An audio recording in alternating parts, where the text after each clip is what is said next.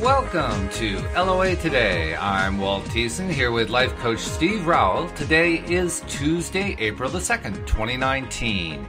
It is 8 a.m. in New York. It's 5 a.m. in Los Angeles, 1 p.m. in London, Sydney, Australia, around 12 midnight. But wherever you are in the world, thank you for joining us for another episode of LOA Today, your daily dose of happy. And our friend Steve is not in his studio as he normally is when he does the show. He's out on the road, and he's taking the time to call in so we can do our regular conversation. So thanks for being accommodating, Steve. We appreciate it.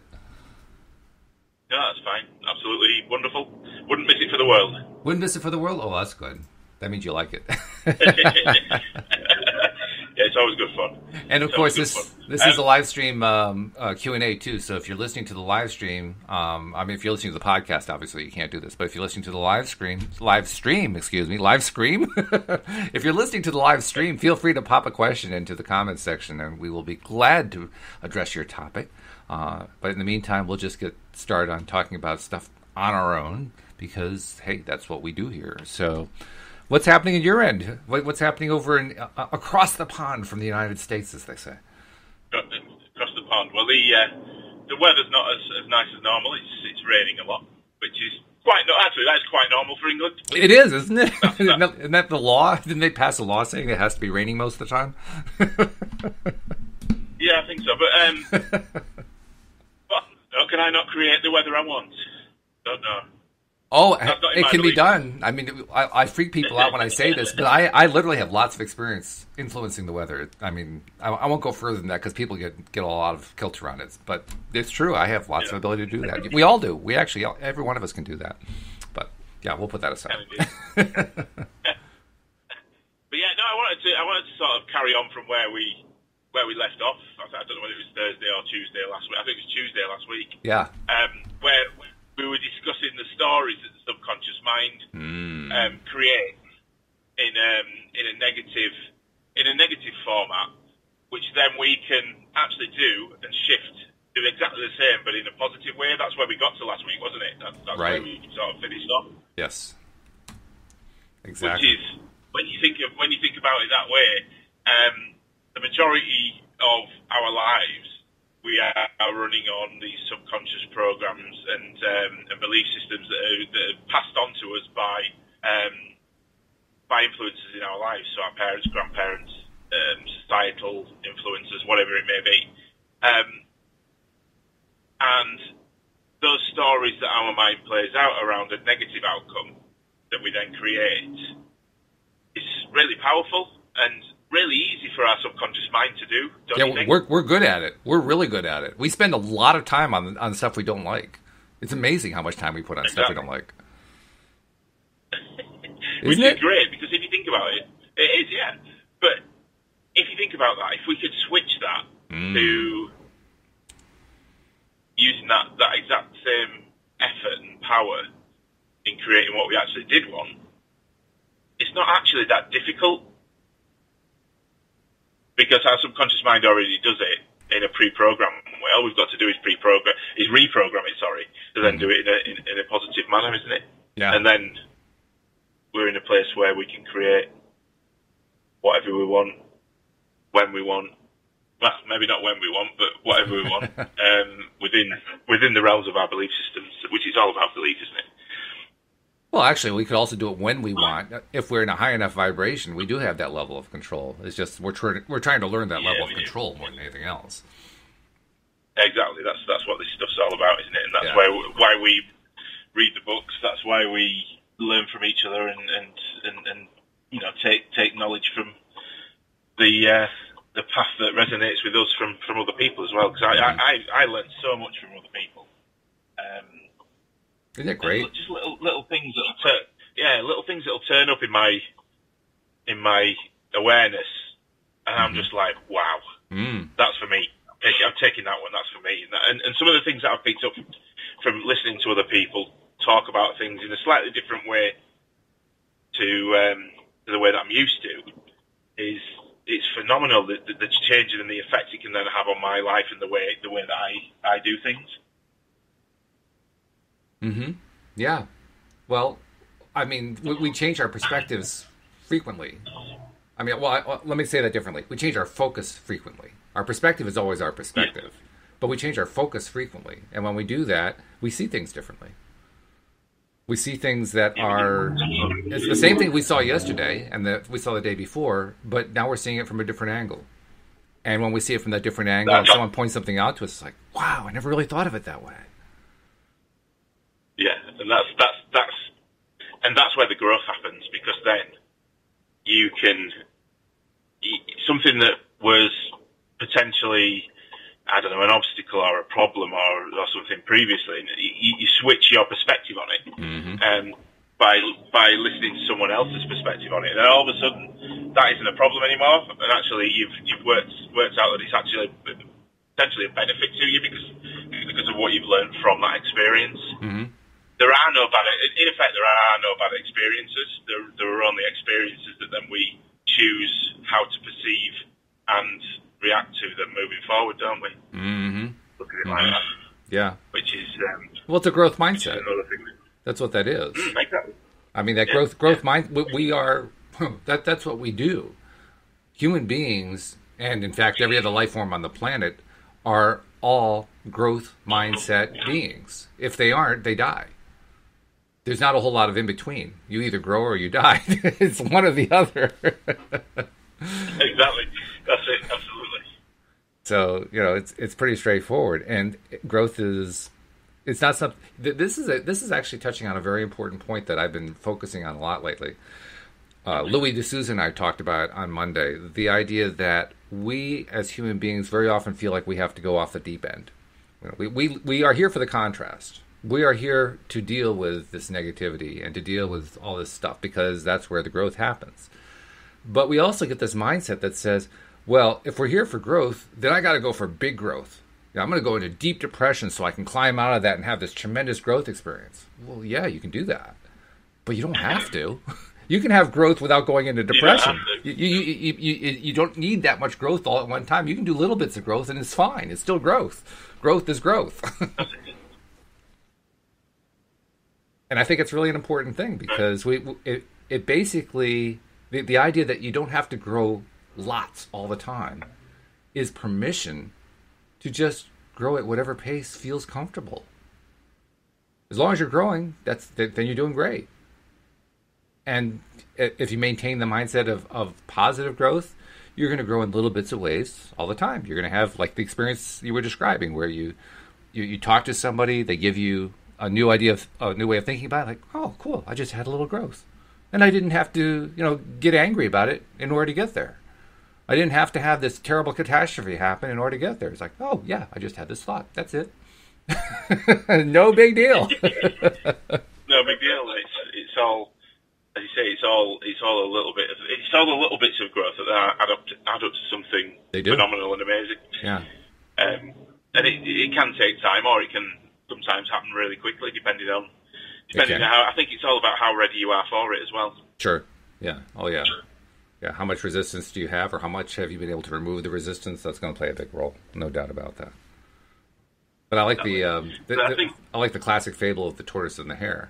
The hare feels like he has to race in order to get there, and then he goes off and takes a nap in the field, and the tortoise wins.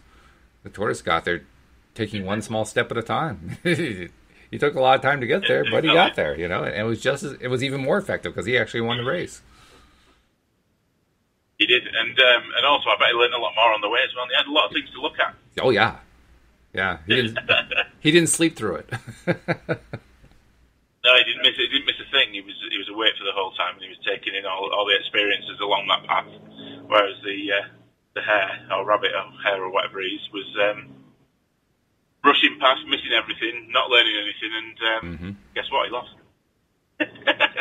It really is. It's a brilliant analogy, that, isn't it? It is. Well, it's a fable about enlightenment. It's really what it is. It's about what it takes to be enlightened. In order to be enlightened, your eyes have to be open. It's just required. You can't be enlightened with your eyes closed. Saying, "Oh no, I'm not going to look at any of this. I'm just going to go to sleep." You can't be enlightened that way. It doesn't work. It'd be good if it did, wouldn't it? That'd be fantastic. Well, entire people would sleep through their entire lives. Yeah. No, that'd be a bit boring, wouldn't it? Yeah, it does. It gets really boring. Yeah.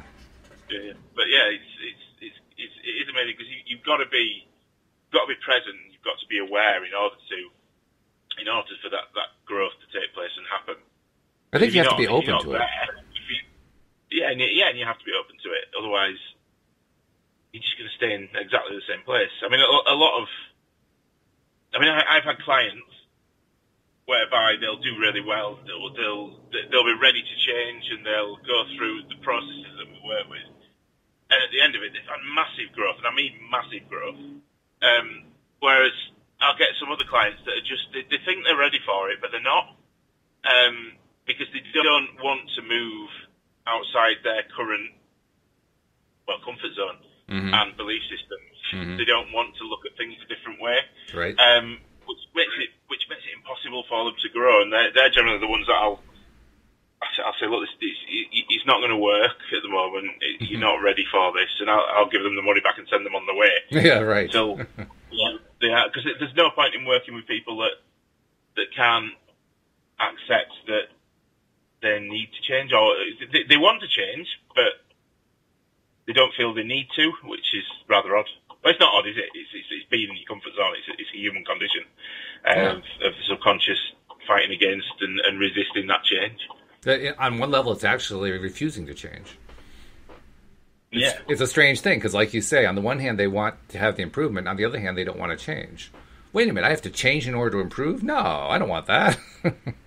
But that's the attitude people often bring. I don't have to change. I want to be able to wave my magic wand and have things change for me. I don't want to have to do it myself. That's it. I think we all have to change. Hang on, bear with me. Changes health. Yeah. Changes growth. Yeah, we all have to. I mean, if you look at children when they're learning new things, they're constantly changing. There's no resistance to change. They want to find out all these new things.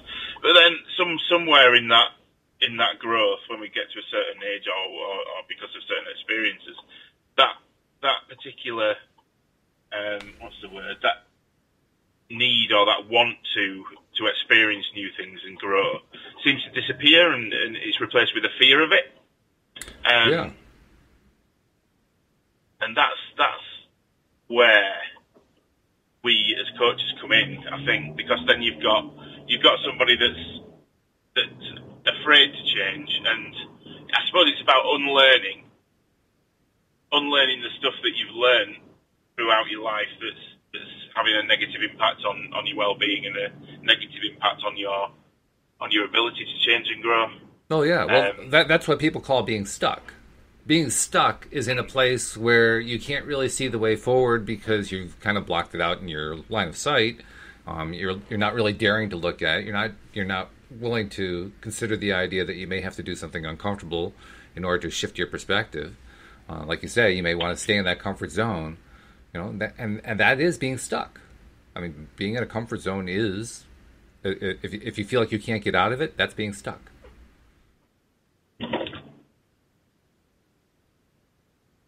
It's also an interesting thing, too, we talked a moment ago about being open to something. When you're open to this stuff, when you're open to having experiences come to you that help you with your growth, help you with your mindset, without having to dive deep into the negative realm, they start to show up. And when they show up, I was experiencing that yesterday. After the podcast that I did with Louis D'Souza, I had 2 meetings back to back. The first one was one I had planned and forgotten about, but it had come to me. I hadn't gone to create it. In fact, Louis actually had been the one who brought it to me. And then the second one was something that came to me, I think it was the day before, and I accidentally set up both meetings at the same time. It all worked out. It wasn't any big deal. But both of them were coming to me in answer to requests I'd put out to the universe. I had been waiting patiently for an answer. One of them I've been waiting for an answer for a long time. I've talked before about how I want to find ways to make some money while doing these podcasts, because I love doing the podcast so much. And it's not like I want to be charging our listeners to listen to the podcast. I don't want to do that. I really, and I kind of resist the idea of doing tons of advertising and so forth. It just doesn't feel right to me. So I've been looking for other ways. You and I have talked about that. Well, I ended up talking with Louis' brother, who's doing something that is parallel enough to what I'm doing that I could learn from what he was doing, and what he was doing was brilliant. I thought to myself, wow, I love this approach he has in mind. It's really, really, really fabulous. Why didn't I think about this before? I should have known this. It was kind of like the first time I ran into Abraham Hicks, right? You read Abraham, or you saw a video or something along that line, and you heard the explanations that they gave, and you said, well, that's so obvious. Why didn't I think of that? I should have known that. I mean, it's so simple. It's so obvious. But until it's explained to you, you don't get it. Well, that's what happened. I had this thing presented to me that was so obvious, except I had to have it explained to me because I didn't get it. And then the second one was a meeting with your friend Dan. And he was telling me about his project. And I thought, wow, this is so cool. This is what he's describing is what I'm actually trying to do in my own life. Like, this is great. I love this. And did I intend either one of those? Absolutely not. They just came to me. Why? Because I was open to it. Why was I open to it? Because I kept putting out there what I wanted and not what I didn't want. Very straightforward. Oh dear. I think we lost Steve. Oh, here he comes. He's coming back. There you are. I didn't realize that we dropped you. Or you dropped us. I didn't know what happened. Did you drop us or did we drop you? I don't know. I think I dropped. I think my signal disappeared. I was talking to all our podcasters and explaining what my explanation was about being open to stuff, and I didn't realize you didn't hear any of it. They heard it, but you didn't hear it. Yeah. Sorry about that, but we're back. Go on. Do you want to run through it again? I'll give you the briefer version. I just gave them the longer version, but the briefer version is I had two really cool things happen yesterday based on stuff that I had been putting out there, and I've been putting out for a long time. One of it was about monetizing the podcast, or monetizing in some way while I can do a podcast. I didn't really necessarily want to monetize the podcast itself. If I could find an alternative, that would be great. And then the second thing was just some things I'm just trying to do with my own growth.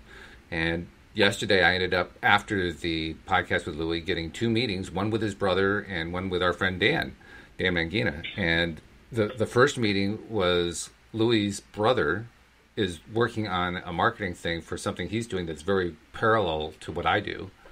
And he was showing me what he's doing. I thought, that's brilliant. Why didn't I think of that? And that was the comment I was making as you were logging back in. You know, we went to see Abraham Hicks, a video, or we read a book or whatever, and we said, well, that's brilliant. It's so simple. Why didn't I understand that before? I should have known that. I should have thought that. Why didn't I think that? But it was that kind of a moment. And then I had the conversation with Dan and this project that he's working on, and I said, well, that's what I'm doing with my life right now. This is cool. I like this. I like it. Is that the where he was looking for 10 new people? Yeah, that one. Yeah. I mean, you'll get a lot out of that. He was describing some of the stuff that he's been working on. Like, he told me the story about how he was in, I think he was in New York City. And just as an experiment, he decided to just start walking with no particular destination in mind, just crossing the street wherever the crosswalk said, cross now. And if it didn't say cross now, then he would go someplace else. He would just go in whatever direction the crosswalks would take him. I thought, what a brilliant approach that is. That's exactly what I've been doing lately with my life. If I run into resistance over here, okay, I don't go there. If I have no resistance over there, okay, I go there. I just go where there's no resistance. And he's doing the same thing. I thought, oh, wow, this is great. I like this. It's really good. That's got to lead to good stuff. It does. Because if you feel the resistance, then you go the opposite way. Yeah. Or you change direction. But whether it's something that's happening, or a person, or a situation, or I don't know, and then there's a resistance there for a reason, isn't there? It's not just. Mm-hmm. It doesn't just I can't talk. It doesn't just turn up. So doing that is a way that you can create more effectively, because you're moving through life with less pain, less stress, less anxiety, because you're going through life on the path of least resistance. And if you're going on the path of least resistance, that means you must be going the right way. Mm-hmm. Mm-hmm. You've you've got to be going the right way. And the things that turn up are just awesome. Oh yeah. Yeah, if you have the eye for it, if you have the eyes to see and the ears to hear and the attention to notice, because stuff, that's the thing I'm realizing. Good stuff's happening all the time. We just don't notice it. Yeah, it's about being present again. Yeah, isn't it? About being present and being aware that that's there and exactly. So taking the action at the right times. We talk about trying to attract stuff into our lives, but the funny thing is, the stuff's already there. It's already right in our. It's right within reach. It's all right there. But we are the ones who have turned ourselves off to it. We are the ones who have blinded ourselves in a sense, so that we can't see it. We're like the little kid, the 1-year-old who holds his hands over his eyes and says, "You can't see me." Exactly, because everything in the quantum field world, as it were, every possible outcome and possibility is already there. Mm-hmm. It's just a matter of reaching out and grabbing it, in effect, with your mind, mm-hmm. And with your thoughts and with your feelings. Once you've done that. Just in the last 24 hours, can you think of something that happened in the last 24 hours, something that came into your life that was unexpected or not planned in some way, and you had the eyes to see it, and you had the experience of, well, that was cool? Yeah, I can't say exactly because confidential stuff around it, but oh, that's fine. That's what I'm doing today. Oh, really? What I'm out and about. So yeah, I've set myself an intention to create a certain amount of money or more. 3 days ago. Mm-hmm. And then something's happened with work situations. I got an announcement, a phone call from competitor as such that was no longer doing what they were doing. Decided not to do it anymore. I don't know why. But then I've ended up picking up all that business, which is way more than the amount of money that I intended to create. Wow. So, congratulations. That's fabulous. Yeah. So yeah, that's one thing. Over the past 24 hours, it all turned up yesterday. Got an announcement. This has happened. Can you go see this, and this person? They want to work with you now, and I'm like, well, yeah, of course I can. Definitely. That's great. Really, really good. So yeah. But I also love the things that are the little things. I mean, those are always cool. Those kinds of stories are great. They're the kind that motivate us to keep going. Like, oh yeah, I want to attract all this really, really high end stuff for me. But there's also the little things that happen. Like yesterday, I think it was at the beginning of the day. No, I'm sorry, it wasn't the beginning of the day. When was it? At some point during the day, Louise said to me, "I'm not feeling well." And this is on the first official day of the gardening season. So it's important for her to be in a good feeling place. And just wasn't feeling well. Yeah. And so we just spent a couple moments talking about it and helped her kind of squirrel it away, so forth, and just, put it aside and relax and not make a big deal. And she actually ended up taking a short nap. And, within 10 minutes after she got up, all of a sudden she was in a good place. And we said, hey, look, we're in a good place. Yeah, things feel good right now. And we celebrated it. Now, that was not a major, major thing that went on there. But it was important. It was important to notice it. And it was important to celebrate it. That's the kind of thing we don't tend to notice. We tend to miss these little things that happen that are so important in our lives because they help us get back into the vibration that we want to be in.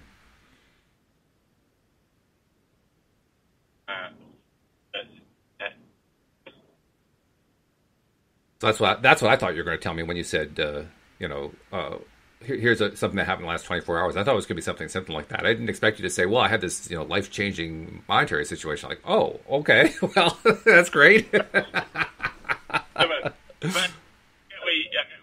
did have a life-changing. It's not life-changing, but it was a nice thing to happen.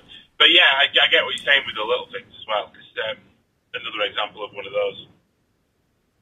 I can't think of one right now because I'm driving, so it's difficult to. Well, even when we're driving, I mean, literally they happen all the time. How many times when you're in a good place and you're driving do you get green light after green light? Oh yeah, definitely. That's a little thing. That literally affects nothing in the larger schemes of things in terms of being a major shift. It's not major at all. It's a minor thing that happens, but it's fun.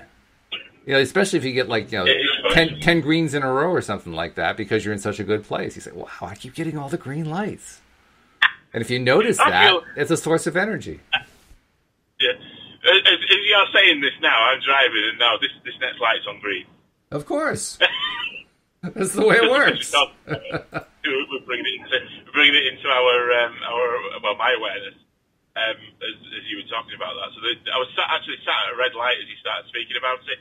That changed to green, and then the next one's been on green. And see the next one, which is also, guess what? Green. Of course. That's the way it works. Okay, now we actually have an audience question, so I think we probably needed that to make sure that we were staying fresh here. And it's right on topic. It's exactly on topic. How much time do I need to have the law of attraction result in what I'm trying to manifest? Exactly what we were just talking about a few moments ago.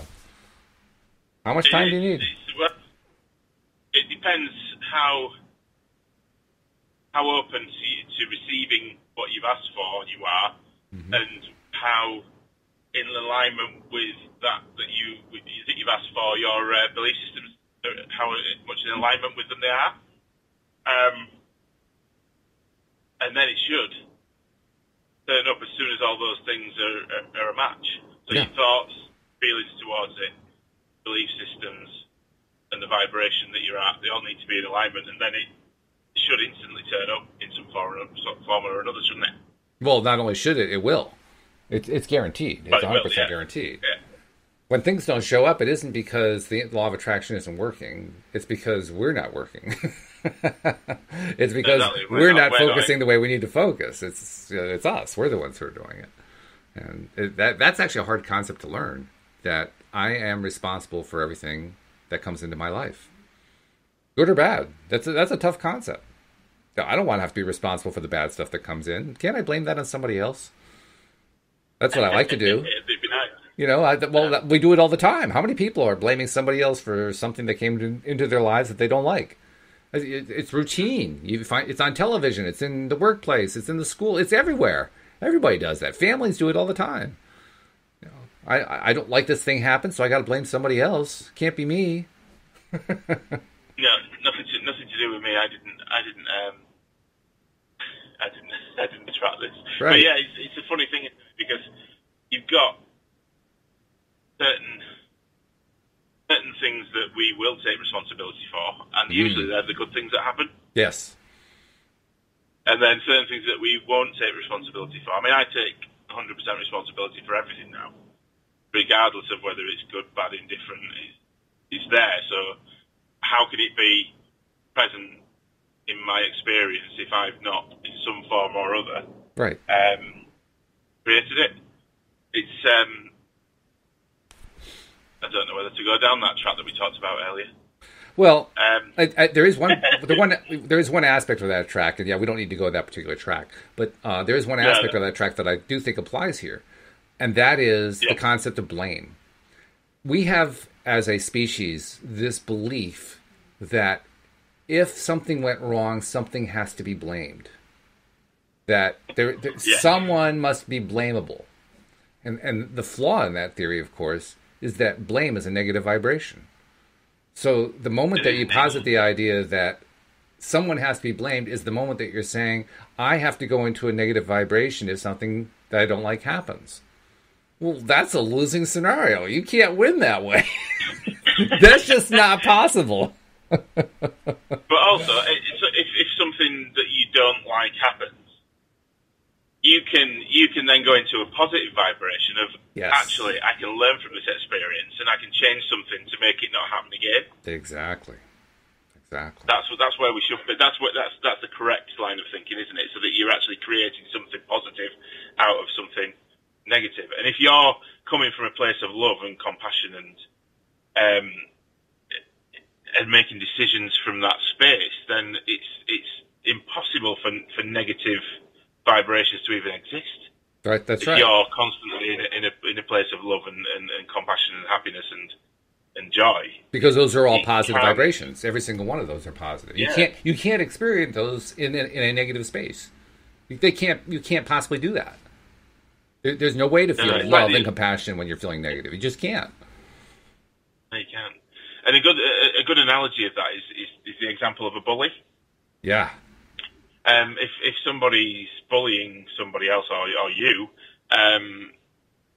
and they're saying negative things about you, and you approach that from a place of love, happiness, and joy by saying to them, "Yeah, I agree with you. I am sometimes like that, and I don't mind being like that because I love myself anyway." And all of a sudden, they can, and you start being nice to them, they can. You'll see them switch. They can't stay in that negative vibration. They can't keep being negative towards you, and it works fantastically.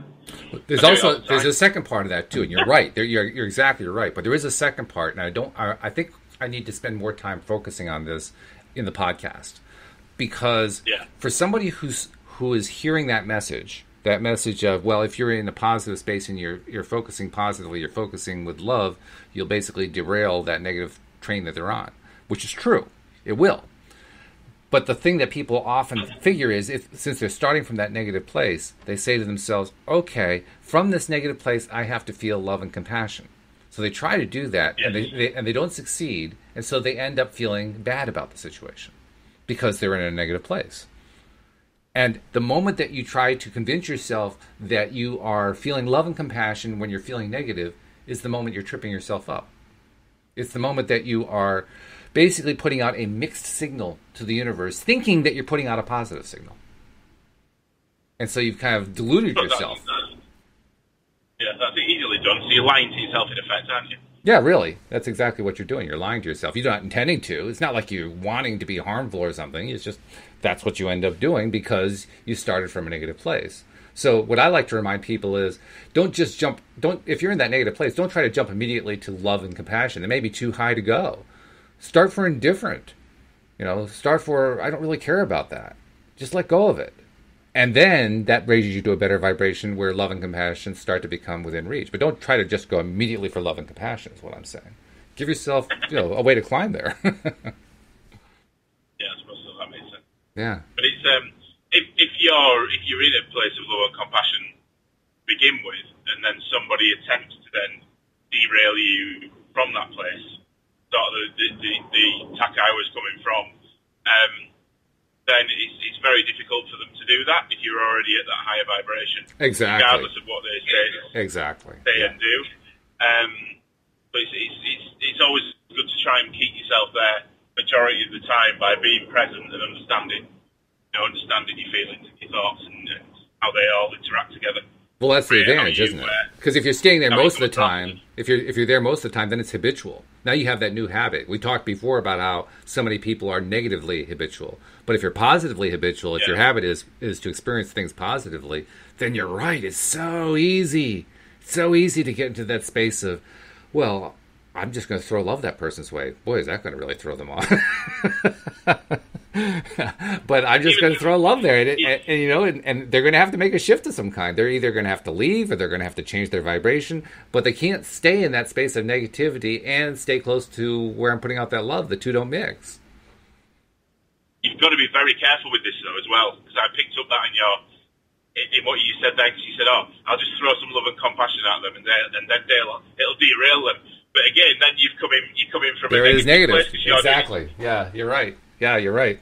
You've got to be really careful. It has to be true love and compassion. It can't be pretend love and compassion to derail them and get them, throw them off where they want to be, because that's not really love and compassion. Right. You're right. Exactly right. Yeah. It's a complicated concept that you've got to be really on the ball with. That's why I say the first thing is to. I don't think you can't get to the love part until you get to the part where you don't really care about whatever negative thing they're throwing at you. whatever negative thing that they're trying to pin on you, whatever blame there is or whatever. You have to be indifferent to that before you can be in the love and compassion place. I think it really has to go in that order. Unless, like you say, you're already in that high positive place, in which case you don't need to deal with that because you're already in a high positive place. But when we skip that, when we skip that step, that's when I think we set ourselves up for problems, all kinds of problems. And you nailed it. Just the way I expressed it, I inadvertently skipped that step. It's great.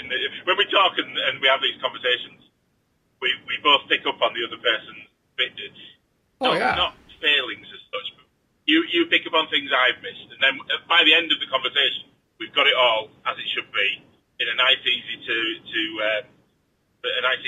easily framed little box that everybody can use. I think it's fantastic.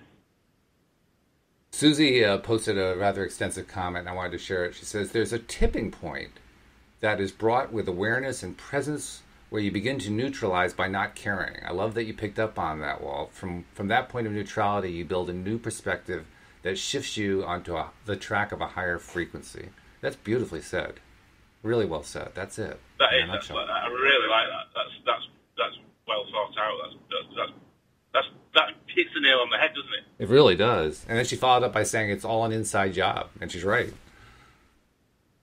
Oh, it is, yeah, absolutely. And I think that's the main thing about this is that only you decide how you want to feel about it, and no matter what the outside experience is, if you've accepted that you've created it in some form or another from your thoughts and your feelings and the way that you are, it actually has absolutely no power over how you then feel moving forward, unless you allow it to. Mm-hmm. So other people's negativity, other people's issues with you and comments towards you actually are not important. It's none of your business really what they think of you. Yes. And to be honest, in some form or other, you have created them being like that towards you anyway, haven't you? Mm-hmm. Mm-hmm. That's really the answer to Sammy's question. Sammy asked, well, how much time do I need? You need as much time as you need in order to get past that, what you just said. Yeah. That's it. Once you're at the stage where you're in full control of everything and you absolutely 100% know you are, that's it, you've done it, you're there. Exactly. Yeah. And then the really funny thing is, then the thing appears and you say, whoa, where did that come from? All of a sudden you're getting things thrown at you from all directions. Yeah, right. Like, wow.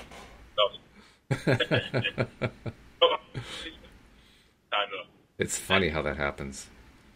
Isn't it interesting how we do that? We are creatures who have our brief moments where we get into a positive space and then good stuff happens and then we're amazed by it. Now, from the outside perspective, it's perfectly obvious. Well, you got yourself into a good feeling place and then something good happened. Okay, no big deal. But from the experience of it, ourselves, when we're in the middle of it, it's like watching a magician.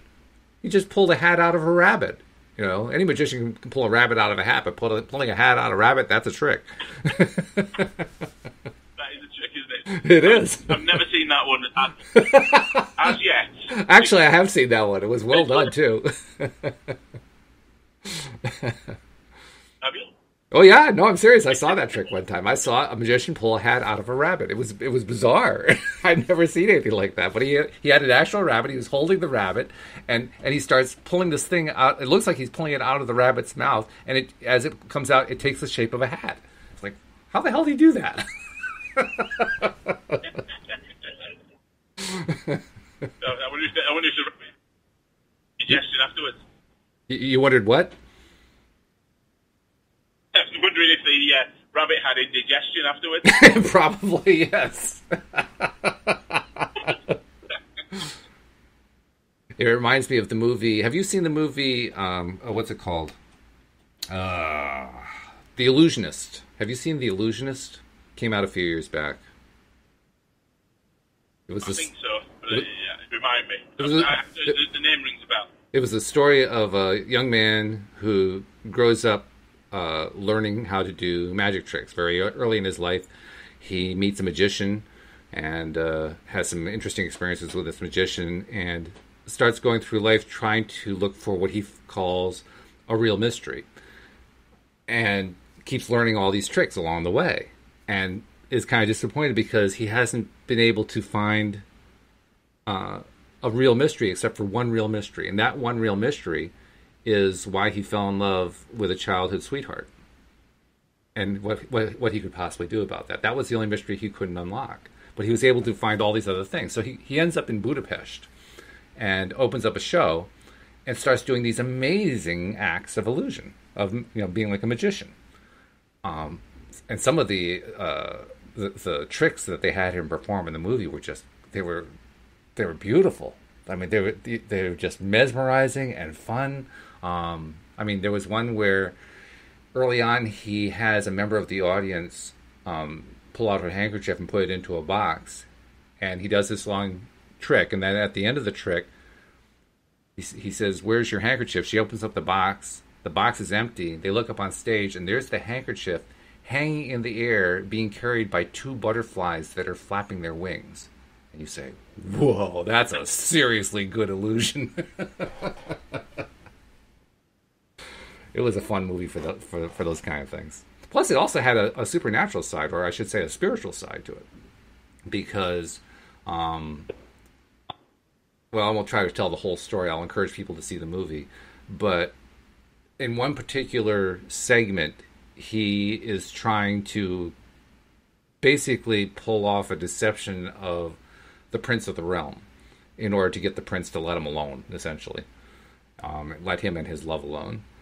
And toward the end of accomplishing that goal, he creates an act in which he appears to create, or he appears to not generate, but to draw in spirits.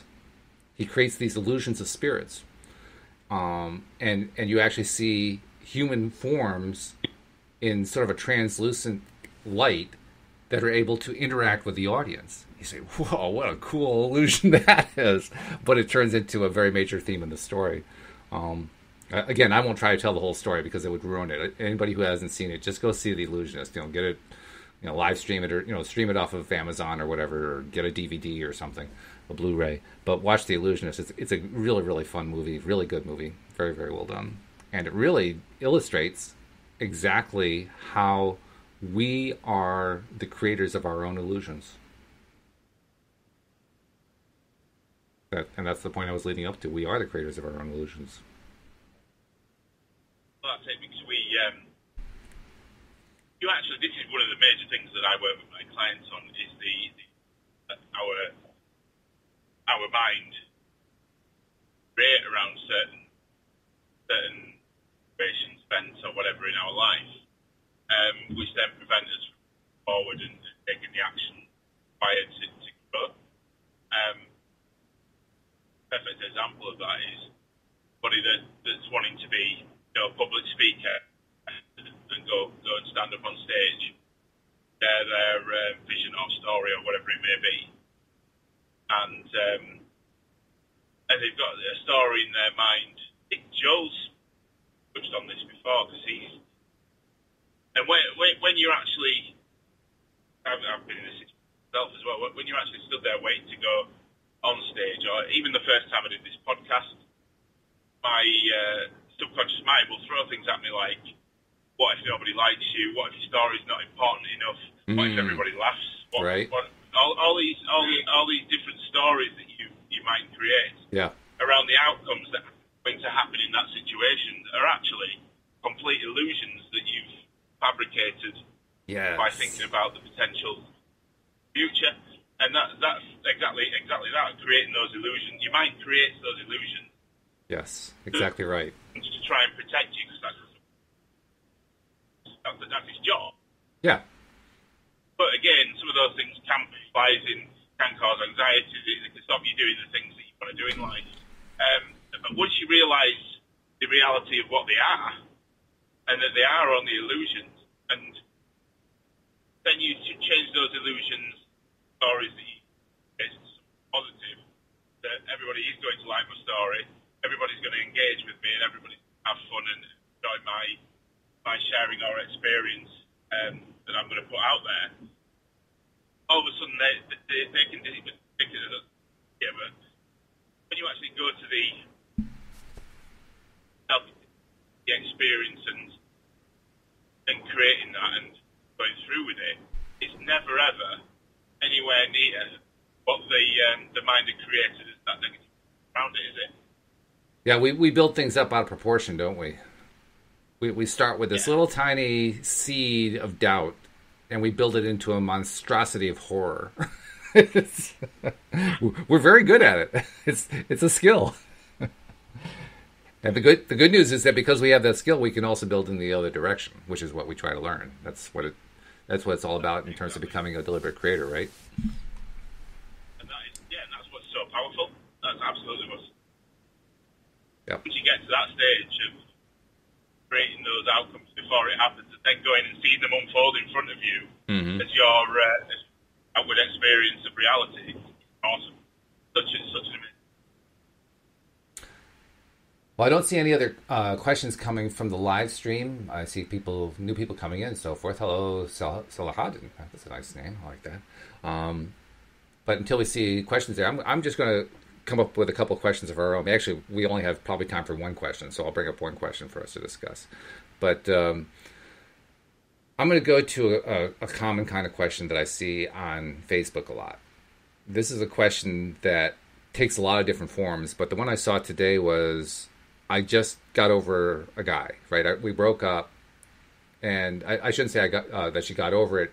It was that she hadn't gotten over it, not entirely. She didn't want him in her life. She wanted him gone. She was glad that they'd broken up, but she was still focusing on him, and she was still finding thoughts of him popping up and getting signs about him and so forth.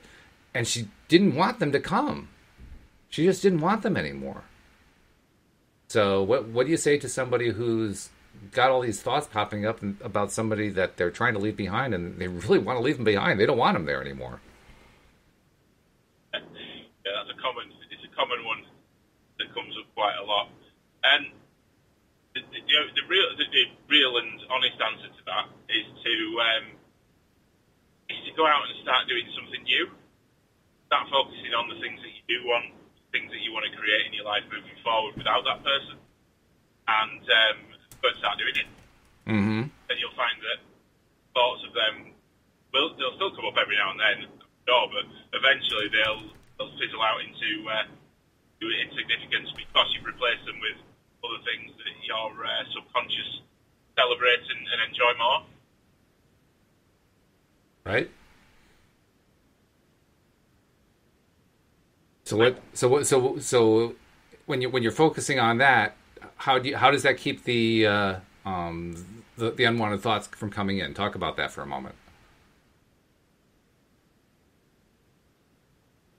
Oh, did we lose you? No, I'm still here. I'm just going on to motorway. Oh.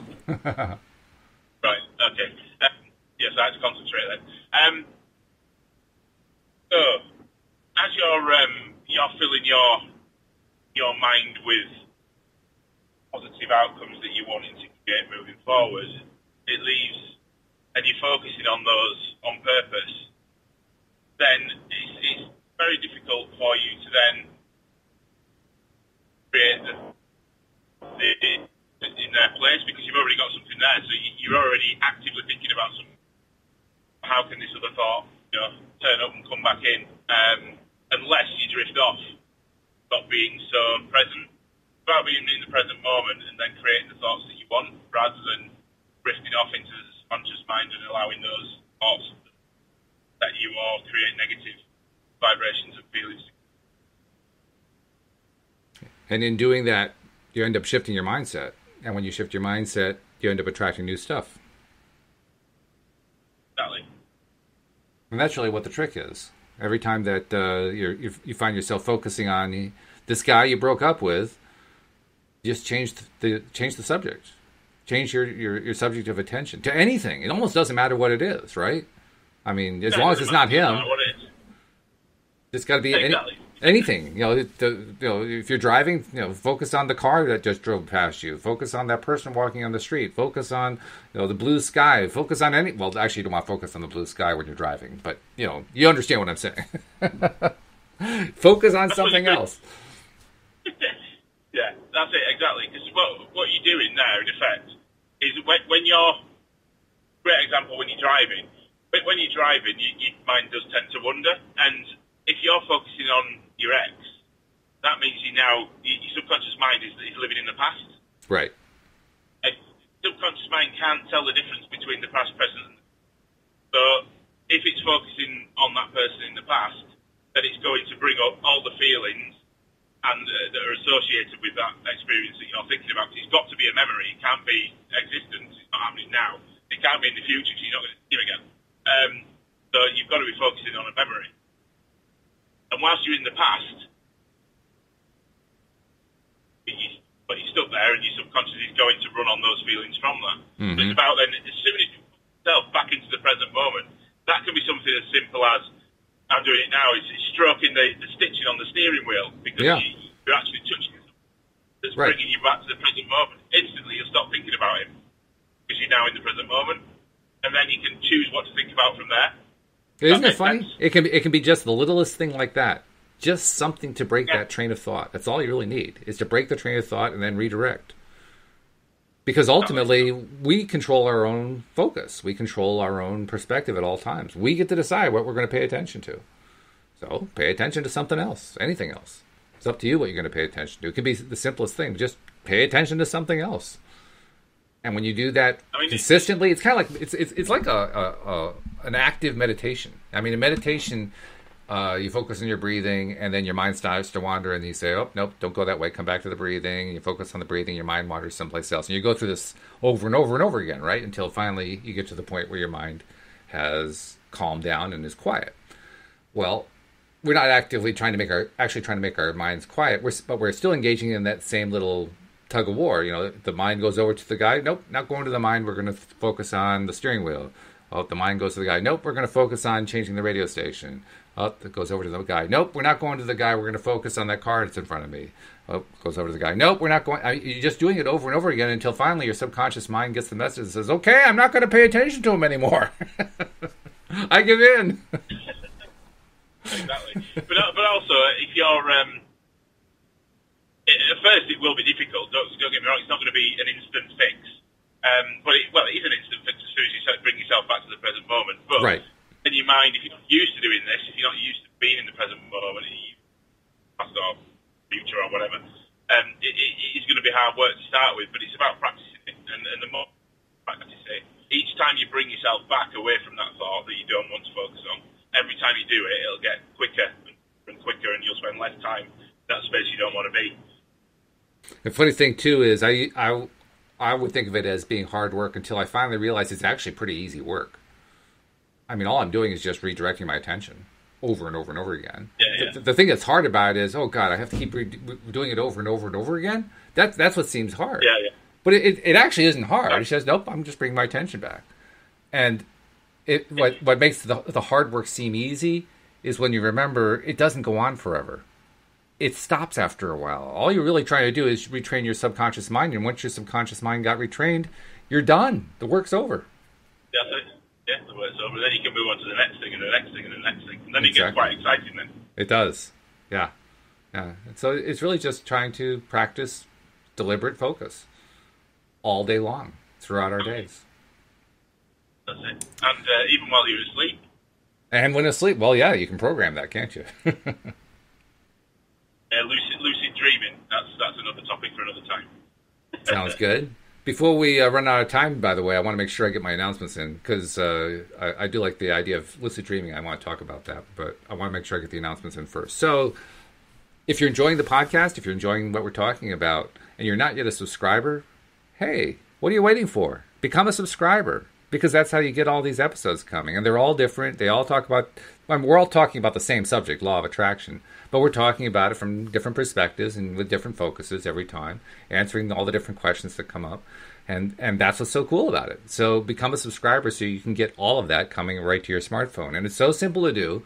There are links almost everywhere that we post this, but if you can't see the links, just go to the homepage of our website, loatoday.net, and right there at the top of the page, there'll be this great, great big link that says, click here for your device. It'll name what kind of device you have, and you click it, and you just walk through the steps of the wizard, and just like that, you're a subscriber. It's literally no more difficult than that. And then, of course, once you're a subscriber, make sure that you share the fact each time that you're listening with friends and so forth on social media or whatever, saying, hey, I'm listening to this cool stuff. You ought to listen to it too.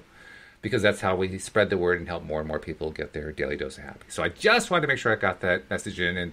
And while we're doing messages, Steve, why don't you tell people how to reach out to you as a life coach in case they're looking for a little one-on-one action? Because like you said, sometimes you need somebody to just kind of walk you through it personally, directly, one-on-one. Yeah. Well, anybody who wants to, or think feels like they resonate with what I do and talk about, can get in touch through Facebook or Messenger. Just go to my profile, which is Steve Rowell. That's Rowell, Rowell. Mm-hmm. And either that, or you can get me on Instagram at that's ste.rowell, and that's my Instagram site. Also, you can visit my website, which is www.dolifeonpurpose.com. That is in the process of big changes made at the moment. So once that's up and running, there will be some free resources and some paid resources on there that you can get as well. Mm-hmm. And yeah, anybody that does mention LOA today and wants to have a chat, they can have an initial coaching session, talk about LOA and how that fits into your mindset fits into making that work for you, really. Cool. Well, that's great. That's a nice offer. Can't beat a freebie. Excellent. Love it. So, okay. Well, we've got like 3 minutes left. Actually, about 2.5 minutes left. So we can't really do a whole thing on this little last topic that we talked about, because like you said, that we could do a whole show on. But what's the last thought we could leave people on with it? With lucid dreaming? Lucid dreaming, yes. Sorry. Yeah. Well, I suppose that's about being conscious of what you're dreaming about and being able to direct that whilst you're asleep. Mm-hmm. Pretty awesome. You can actually practice this and get quite good at it. I'll start having a dream that's not conducive with where I want to be, and can move it around and change things. It's always been a challenge for me. I mean, I've talked about lucid dreaming with other co-hosts, and I've had a number of different dreams. A number being, a number that you can count on one hand, where I could tell it felt very, very real. I've not had so much success with being able to direct the dream or to, deliberately control which direction it's going to go into, and that to me is the cool part about lucid dreaming. Now, have you experienced where you've been successful in redirecting where the dream is going? Not very often, but I've done it. I have managed it a few times, mm-hmm. which is so strange. It's such an experience to have, but a nice one at the same time, because you can do anything in a dream. Mm-hmm. Yeah, I won't give you the examples now because we haven't got time, but yeah, maybe next time I'll talk about one of the examples, although it might be. Yeah, that'd be fun. I'll have to try and remember, because you don't always remember the dreams either afterwards. That's a problem. Well, hey, I have trouble remembering what we did in the last podcast, let alone remembering my dreams, so I totally understand what you're saying. I don't know. What day is it again? Yeah, right. What day is it? It's Tuesday, April the 2nd. Mark your calendar. It's been a good one again. It has been good. Thank you for joining me on the podcast. Thank you also to our live stream listeners and to our regular podcast listeners as well, because without you, we wouldn't have a podcast to do. So thank you very much. And we will see you all next time here on LOA Today. Goodbye, everybody.